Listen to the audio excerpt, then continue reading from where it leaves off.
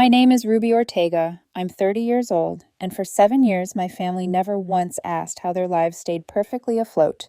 They never wondered why the mortgage never bounced, why Dad's car lease was magically covered, why Mom's expensive insurance remained active, or how Derek and Ashley's financial problems always disappeared before they became real crises.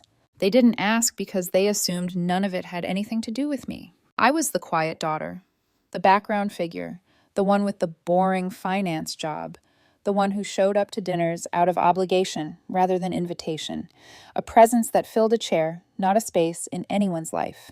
Meanwhile, every month, $6,900 left my bank account to keep all of them comfortable. Mortgage, car, insurance, Derek's rent subsidy, Ashley's daycare, utilities. 84 months, over $500,000, and not a single thank you, not even an acknowledgement.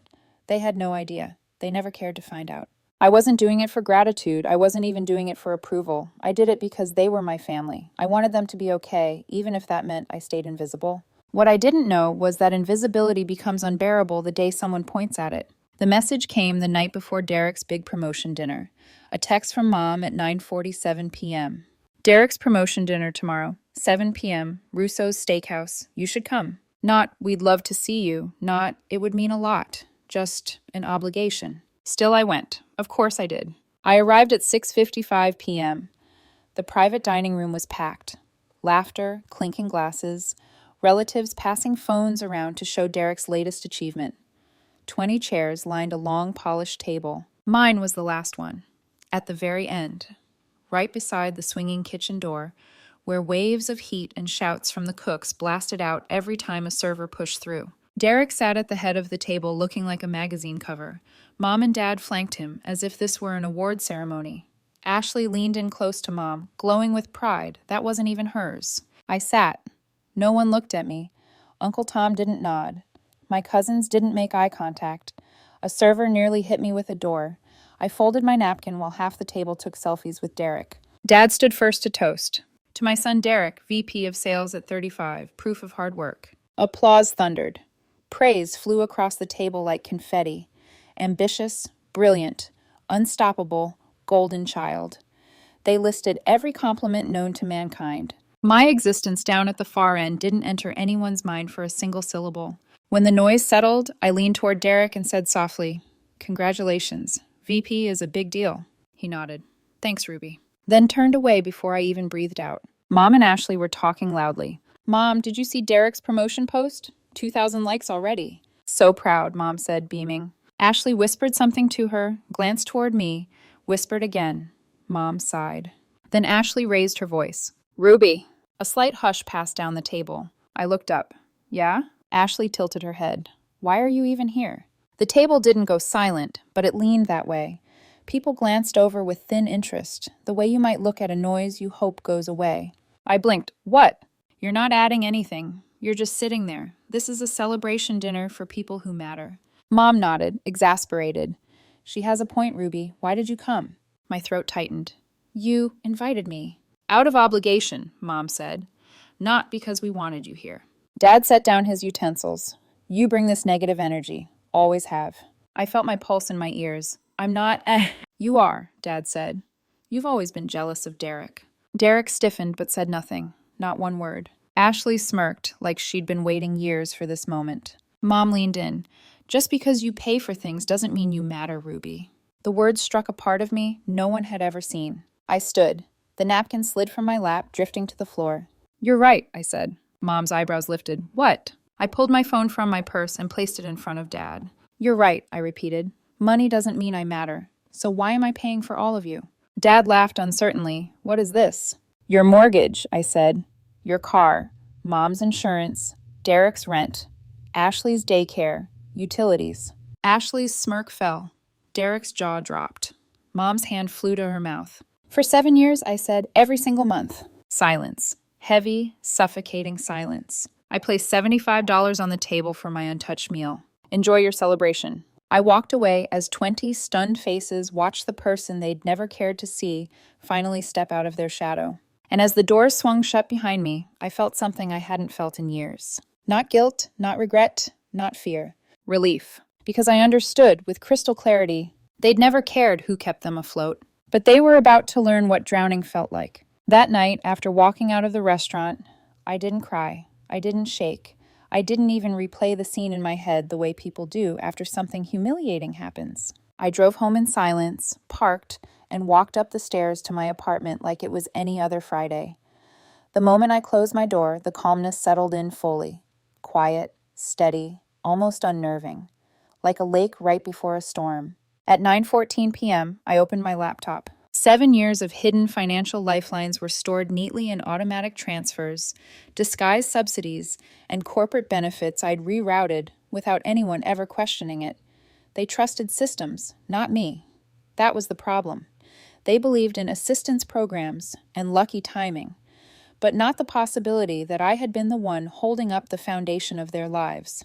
So I started at the top.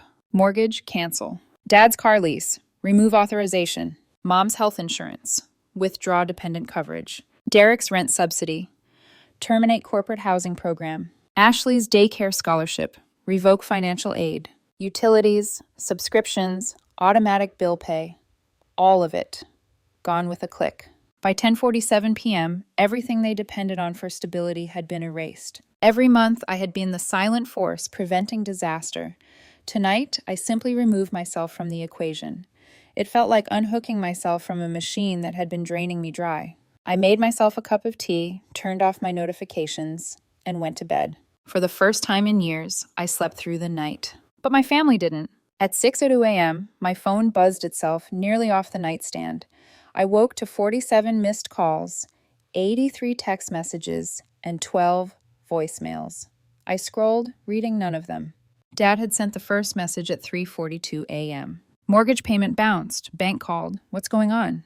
Mom followed at 4:15 a.m. Insurance canceled?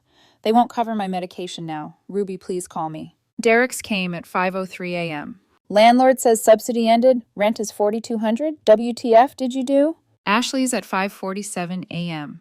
Daycare doubled my bill. Call me now. I set the phone face down and brewed coffee. At 7:23 a.m., someone pounded on my door. Fast, frantic knocks. Ashley's voice. I know you're in there, Ruby. Open the door. I opened it. She looked like she'd sprinted the whole way. Hair wild, mascara smeared, eyes swollen. What did you do? She demanded. Took your advice, I said calmly. What advice? You said money doesn't mean I matter, so I stopped spending it on you. Her mouth fell open. You can't just... I can, and I did. They want $1,900 this month. I can't afford that. You know I can't. That's the real price, I said. Everyone else pays it. I have kids, Ruby. And I had a family who told me I don't matter. She froze. Her breathing was shaky, uneven. We were angry, she said. You know we didn't mean what we said. Maybe, but you said it in front of 20 people, and you meant it enough not to take it back. My kids need daycare, she whispered. I need my job. I can't work without it. Then figure it out, I said. People do. She stared at me as if I'd slapped her. You're my sister, she whispered. And you asked why I was even at dinner. I closed the door. She pounded again, a single sob breaking through, but eventually her footsteps retreated down the hall. By 9 a.m., my phone lit up again. 127 new texts, 34 missed calls, 19 voicemail notifications piling over each other like a swarm. I muted the family group chat I'd never been invited to before last night. My notifications icon kept climbing. I didn't open a single message. At 9:17 a.m., the doorbell rang again, this time softly. I checked the peephole. Mom. Same clothes from dinner, puffy eyes, hands trembling. I cracked the door open. Ruby, she whispered, please. I didn't invite her in. What happened? She asked. The mortgage company called, said payment failed. Your father's car. They took it from the driveway. And my insurance? They said I'm uninsured as of midnight. I nodded. Yes. She blinked, tears gathering. Yes? What do you mean yes? I stopped paying. Her face collapsed. Why would you do that? You told me money doesn't mean I matter. She covered her mouth, horrified. I didn't mean... Ruby, that wasn't what... I was angry. So am I said.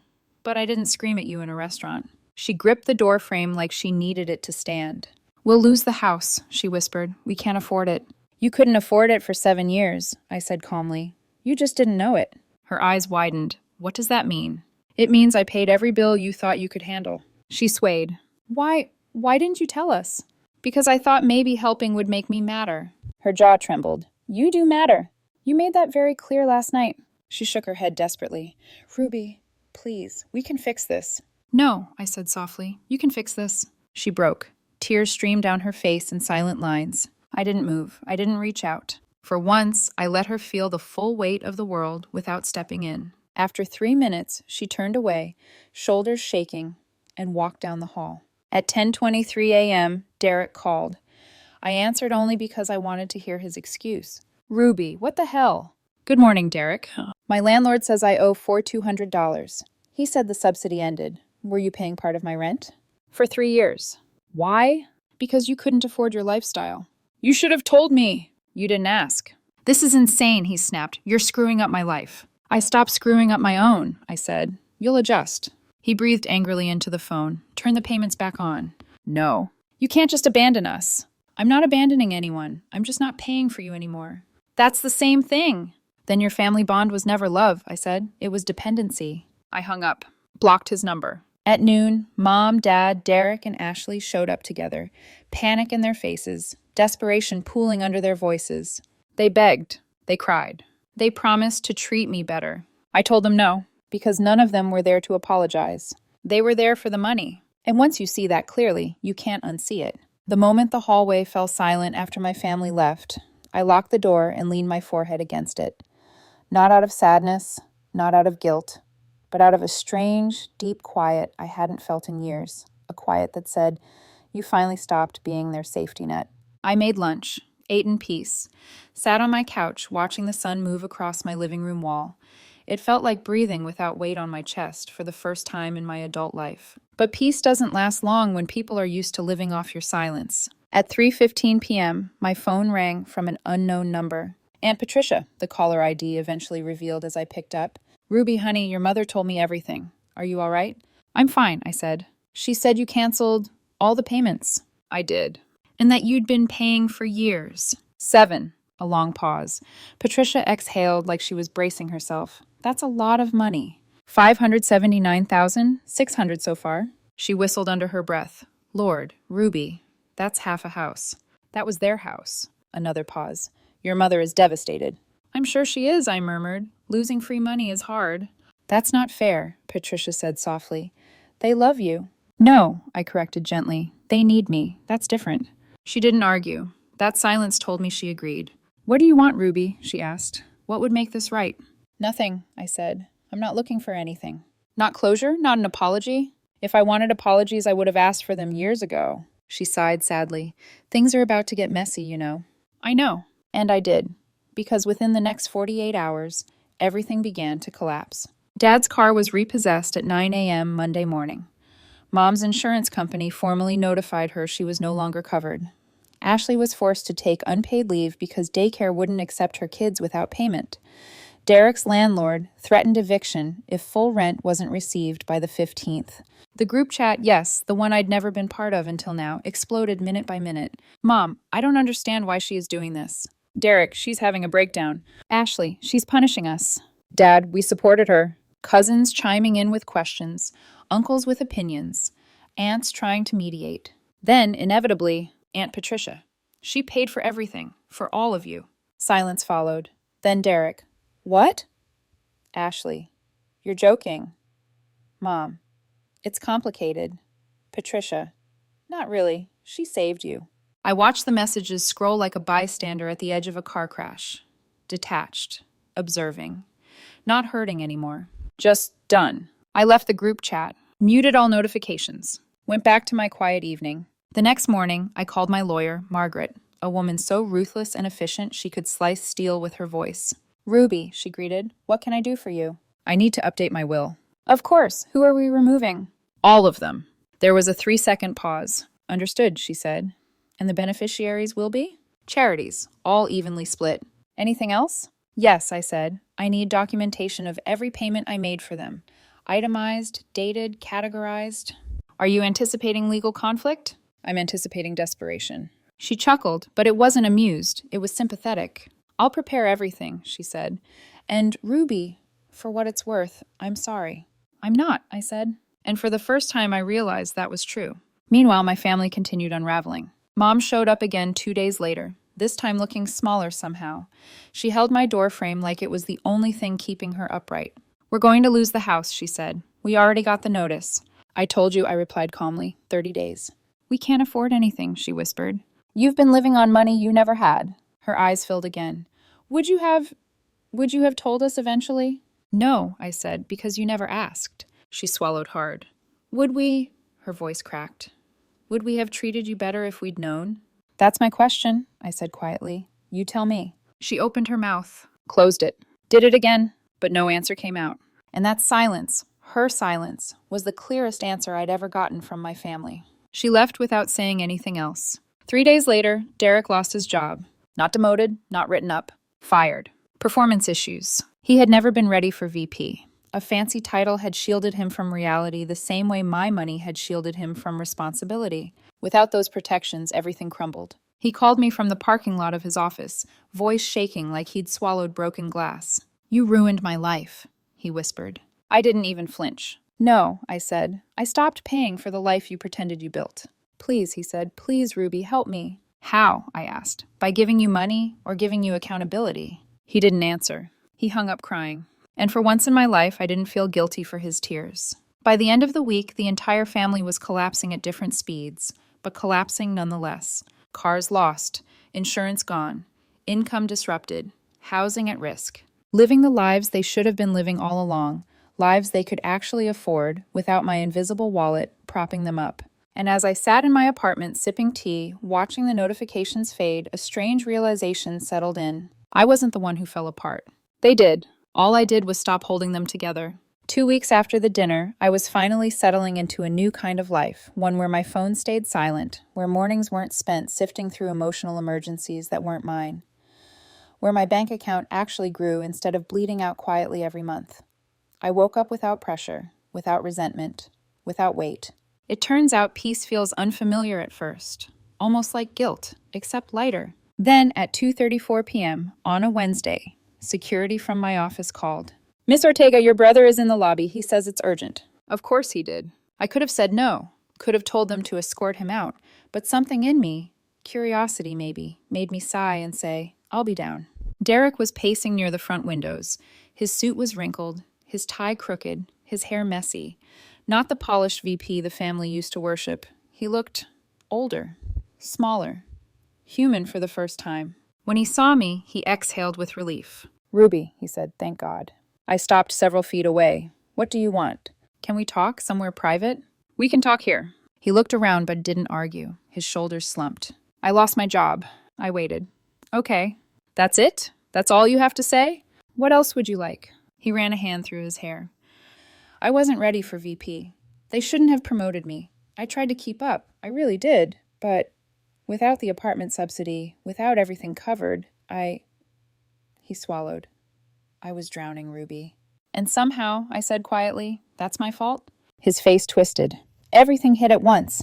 The bills, the rent, the car payments. I'm behind on everything. I had savings, but it's gone now. 2 weeks. That's all it took." "You were living a life you couldn't afford," I said.